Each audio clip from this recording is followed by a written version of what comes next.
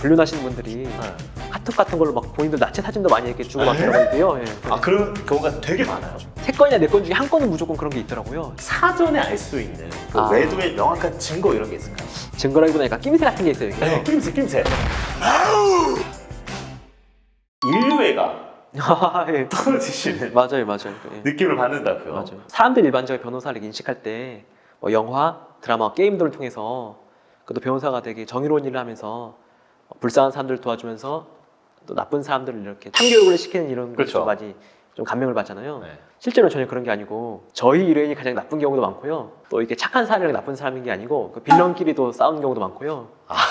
또 저희 일회인조차도 되게 거짓말을 많이 하고 또 안 좋은 결과 나오면 항상 제 탓도 많이 해가지고 일을 하면 일을 할수록 뭔가 정의감보다는 조금 회의도 많이 생기고 있어요. 수습 시절 예. 현타가 아주 시기해온 사건이 있었다고요. 지방에서 가장 큰 그 어린이집 학대 사건을 맡은 적이 있었는데요. 지역에 아동들이 가장 많이 다니고 있었어요. 근데 그 어린이집에서 6개월 동안 400차례 이게 아동 학대가 벌어져서 400차례요? 예. 아이가 음식을 흘렸다는 이유로 밀어 넘어뜨렸습니다. 발로 차기까지 했습니다. 뺨을 때리고 바닥에 쓰러진 아이를 질질 끌기도 했습니다. 심지어 아이들에게 다른 아이를 때리게 시키기까지 했습니다. 근데 제가 맡았던 사건은 원장님이 그 선생님들이 아동 학대한 거 몰랐고 그렇기 때문에 난 죄가 없다고 이렇게 주장해서 그걸 변호하는 일을 맡았었어요. 가해자 쪽을 변호하신 그렇죠. 거네요. 가해자 쪽이고 원장님이 주장하기에 네. 어린이집이 어쨌든 도심 한가운데 있는데 이렇게 사람들 보는 눈도 많은데 이렇게 선생님들이 아동 학대한 걸 내가 이게 도와줄 리가 없지 않냐 이렇게 많이 주장하시더라고요. 그래서 그 원장은 결국 이게 대법원까지 했는데 결국 징역 6개월 실형을 받았더라고요. 결국. 아니 그래서 이렇게 감정 소모가 큰 만큼 빌런들의 사건을 수임할 땐 그 수임료가 굉장히 높다고요? 가해자들 경우에 어쨌든 이게 징역을 살게 되면 네. 최소 몇 년은 이게 자기 그 사회가 단절되기 때문에 좀 잃는 게 많으니까 그걸 위해서라도 좀 많은 돈을 주고라도 무마시키고 하고 싶더라고요. 특히 지방 같은 데서는 아무래도 한 달이 건너면 다 알고 있는데 그래서 만약에 제가 뭐 흉악범을 변호하면 야, 그 사람 누구냐, 뭐 어느 집 아들이냐, 뭐 이렇게도 알 수 있잖아요. 연결돼 있으니까. 예. 그래서 이게 어떻게 보면 저도 이게 되게 불명예이기 때문에 결국은 이게 수요 공급 이론에 따라서 돈을 많이 주고라도 결국 이게 그 사람들 입장에서는 변호사를 고용하려고 좀 그런 것 같아요. 그럼 수임료가 두세 배 정도 더 비싼 거예요? 예, 두세 배가 아니고 진짜 한 5배, 10배 이렇게 비싼 경우도 되게 많아요. 5배, 10배나요? 예. 그럼 돈을 위해서라도 하시는 분이 있겠네요. 그렇죠. 예, 그러니까. 돈 때문에 하는 거네, 돈 때문에. 이혼 소송에서도 현타가 굉장히 시기온 적이 있다고요. 불륜하시는 분들이 카톡 같은 걸로 막 본인들 나체 사진도 많이 이렇게 주고 받더라고요. 이게요. 예. 서로 간에 애정 표현이 같긴 한데.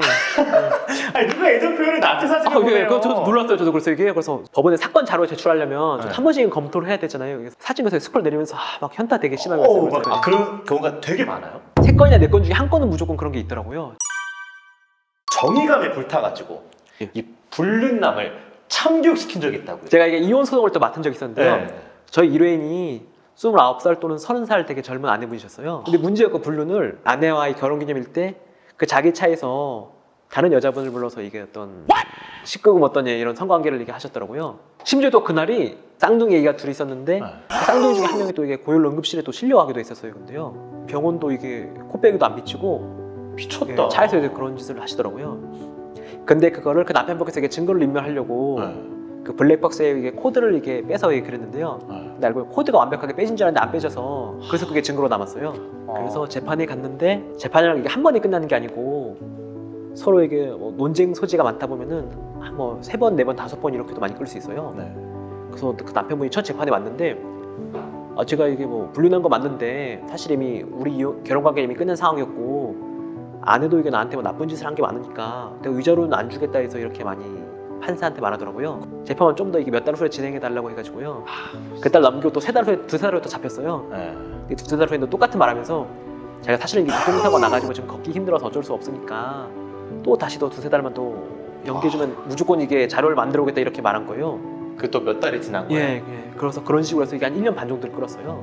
원래 반년 정도만 하면 끝날 사건이라면서요? 진짜 되게 이렇게. 간단히 끝날 사건인데 이렇게 막 노골적으로 시간도 끌고 그래서 그렇게 진행하다가 결국 이제 그러니까 재산을 이게 어떻게 이게 분배해서 나눠갔냐가 문제인데 남편분께서 보니까 제가 재산을 되게 많이 숨겨두셨더라고요 이게요. 그 기간 동안 꼭꼭 숨겨놨어요? 예. 보니까 뭐 친척한테도 많이 좀 빼돌리기도 했었고 자동차 같은 것도 이게 자기 명의 있는데 그런 거를 미리 안 밝히는 경우도 있었고요. 진짜 악질이네요, 예, 진짜. 근데 이거 하나하나가 사실 변호사들 찾는 게 다 노가다예요 이게 그래서요. 은행에 막 정보 요청도 해야 되고 뭐 주식 뭐 제공도 많이 받아야 되고 이러는데요. 저도 이게 너무 화나다 보니까 이거를 하나하나 그걸 이렇게 노가다성으로 해서 한 3일 동안 3일 동안 그냥 그 사건만 몰두해가지고 그리고 남편 재산 다 찾아서 아내분한테 결국 이게 4억을 결국 제가 지어드렸어요. 아니 근데 우리나라에 불륜이 그렇게 많다고요? 법을 많이 쓰는 뭔가 회사 사건이라든지 이런 걸 많이 하고 싶었는데 계속 이혼 사건만 계속 상담받고 막 들어오는 거예요. 그래서 하니까요. 그래서 우리나라 이게 되게 이혼도 되게 많이 하고 불륜도 되게 많이 한다는 걸 그때 좀 느꼈어요. 저는 사전에 알 수 있는 그 외도의 명확한 증거 이런 게 있을까요? 증거라기보다 약간 낌새 같은 게 있어요. 이게. 네, 낌새. 그래서 이게 보통 안 하던 일들을 하면 이게 좀 그런 게 있어요. 뭐 핸드폰을 뭐 잠금 장치해두거나 아니면 그 있는 데서 안 받고 좀 멀리서 받거나 이런 경우도 있고요. 네. 또 밤에 뭐 어떤 카톡이라든지 이게 뭐 전화가 오는데 항상 뭐 김 부장, 뭐 이 과장 이렇게 해서 항상 이렇게 직장 동료 이름으로 이게 오기도 뭐 이런 경우도 있어요. 그래서요. 예. 그런 식으로. 예. 평소에 되게 서먹서먹하고 되게 냉정했던 사람이 죄책감 때문에 되게 잘해준 경우도 많아요. 이 블랙박스도 어느 날 갑자기 뜬금없이 뭔가 이게 줄이 뭐 빼져 있는 거 발견하시면 그것도 뭔가 약간 조금의 그것도 그렇군요. 이게. 아니 이게 얘기만 들어도 좀 가슴이 아프고 이게 직접 그런 피해 현장을 보고 그걸 직접 대처해서 결과를 받아내야 되는 책임감도 엄청 강하실 것 같고 정신적인 스트레스가 꽤 큰 직업이라는 것을 다시 한번 진심으로 좀 느끼게 됐습니다. 마지막으로 퍼포먼스 타임!